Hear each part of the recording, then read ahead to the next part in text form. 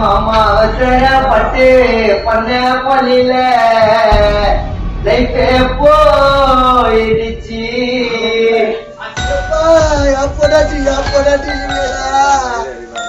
இதுக்கு அழகா விட்டு போயிட்டேடா. கூப்பிடலான்னு போனா அதுக்குள்ள வண்டியில ஒரு 6 பேர்கிட்ட வந்து வெட்டிட்டானுங்கப்பா. ஐயோ ஐயோன்னு சொல்லுவான். என்ன கத்துற சத்தம் கேட்குதுன்னு ஓடுனா என் பிள்ளைய வெட்டிக்கிட்டு இருக்கிறாங்களா, யாருமே மடக்கலையாம், யாரையுமே இது பண்ணலையாம். சென்னை அண்ணா நகர் அன்னை சத்யா நகர் பகுதியைச் சேர்ந்த ஏ கேட்டகரி ரவுடியான ராபர்ட் என்பவர் சஞ்சனா என்ற திருநங்கையோடு தனது வீட்டிற்கு பக்கத்து தெருவில் வீடு எடுத்து குடும்பம் நடத்தி வந்துள்ளார். ஒரு திருநங்கையை எடுத்திருக்கிறான். அவங்க கூட தான் அங்க இருந்தான். அங்க இருந்துகிட்டே இருக்குவான். அவன் வந்து போன் வாங்குறதுக்கு போயிருக்கிறாங்க. ஆள் அங்க யாரும் இல்லைன்னு சொல்லிட்டு யாரும் அங்க சொல்லியிருக்கிறாங்க. இந்நிலையில் சஞ்சனா வெளியே சென்ற நேரத்தில் தனது வீட்டிற்கு சென்று தந்தை எட்வினிடம் சுடுதண்ணீர் வைக்குமாறு கூறிவிட்டு ராபர்ட் சாலையில் நடந்து சென்றுள்ளார். அப்போது 2 இருசக்கர வாகனங்களில் முகமூடி அணிந்து வந்த 6 நபர்கள் கையில் வைத்திருந்த கத்தியால் சரமாரியாக ராபர்ட்டை வெட்டி உள்ளனர். அலறல் சத்தம் கேட்டு ராபர்ட்டின் தந்தை அங்கு சென்றபோது தனது மகனை அந்த கும்பல் வெறி தீர வெட்டி சாய்த்ததை கண்டு அதிர்ச்சி அடைந்துள்ளார். இதனை தடுக்கச் சென்ற போது அந்த கும்பல் வெட்டிவிட்டு கண்ணிமைக்கும் நேரத்தில் தப்பிச் சென்றதாக கூறப்படுகிறது. சொன்னாம்பா, தண்ணி சூடு பண்ணிட்டு கூப்பிடலான்ட்டுன்னு போனோம்பா. அங்க நின்றுட்டு இருந்தான். கூப்பிடலான்னு போனா அதுக்குள்ள வண்டியில ஒரு 6 பேர்கிட்ட வந்து வெட்டிட்டானுங்கப்பா. எப்படி இருந்தாங்கப்பா? எல்லாம் தடிப்பா ஹைட்டா கட்டையா இருந்தானுங்க. அந்த 6 பேரும் வந்து என் வீட்டாண்டா வந்து இருக்கிறாப்புல, பக்கத்துல இருக்கிறான் வீடு. நான் என் வீட்டுங்கிற 2ஆவது தெருவு, அவங்க 1ஆவது தெருவில் இருக்கிறாங்க. வந்து எங்க வீட்டுக்கு தண்ணி அடிச்சுக்கிட்டு பம்புல. சரி வீட்டுக்குள்ள வந்து எட்டி பார்க்கவும் சாப்பாடு எதாவது செய்யலான்னு சாப்பாடு செய்யல. நான் வந்து சொல்லிட்டு எட்டிட்டு அப்படியே போயிருக்கான். போகவும் சரி என்ன வந்து எட்டி பார்த்துட்டு போறான்னு சொல்லிட்டு எங்க வீட்டுக்காரர் பின்னாடியே போவான். கத்துறானா ஐயோ ஐயோன்னு சொல்லுவான். என்ன கத்துற சத்தம் கேட்குதுன்னு ஓடுனா என் பிள்ளைய வெட்டிக்கிட்டு இருக்கிறாங்களா, யாருமே மடக்கலையாம், யாரையுமே இது பண்ணலையாம். ஒரு போன் கூட ஒரு யாரும் பண்ணல. என் வீட்டுக்காரர் போய் கேப்பூர்ல சொல்லிட்டு அப்புறமா இவனை போய் வேலை மேல போய் இட்டுட்டு வராரு. அப்ப அவ்வளவு நேரம் இருக்கு அந்த குழந்தை அங்க இருக்கா, எவ்வளவு ரத்தம் போயிருக்கோம் சொல்லுங்க. சரி வந்தாங்கல்ல காவலர் இருக்கா, அந்த நேரத்தில் தூக்கிட்டு ஓடலாமே.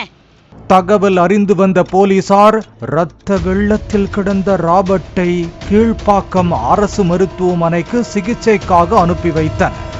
அப்போது பரிசோதித்த மருத்துவர்கள் ராபர்ட் ஏற்கனவே உயிரிழந்து விட்டதாக தெரிவித்துள்ளனர்.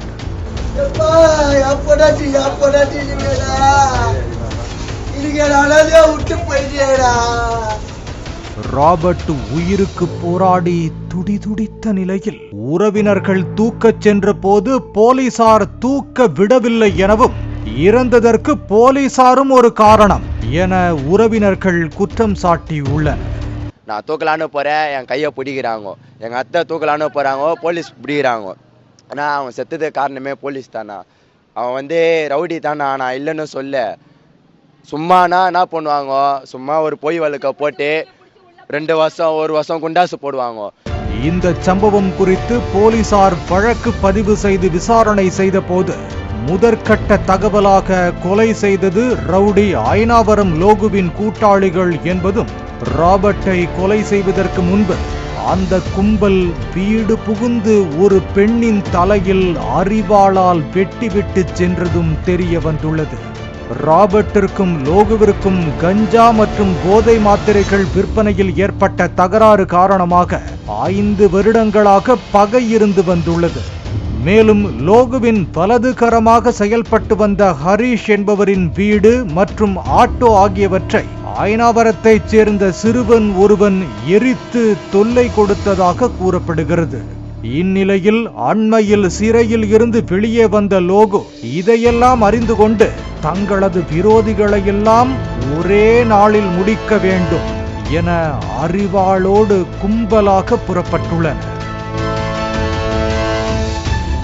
அந்த கும்பல் ஐனாவரத்தைச் சேர்ந்த சிறுவன் வீட்டிற்கு சென்ற போது சிறுவன் வீட்டில் இல்லாததால் அவரது தாயார் ரேவதியின் தலையில் அரிவாளால் தாக்கிவிட்டு ராபர்ட்டை கொலை செய்ய புறப்பட்டுள்ளனர். 2 கொடூர சம்பவங்களை அரங்கேற்றிய ரவுடி லோகுவின் கூட்டாளிகளை போலீசார் சிசிடிவி காட்சிகளை வைத்து தீவிரமாக தேடி வரும் நிலையில் கொலையாளிகள் இன்ஸ்டாவில் போட்டோவுடன் போஸ்ட் போட்டு கொண்டாடியதும் தெரிய வந்துள்ளது.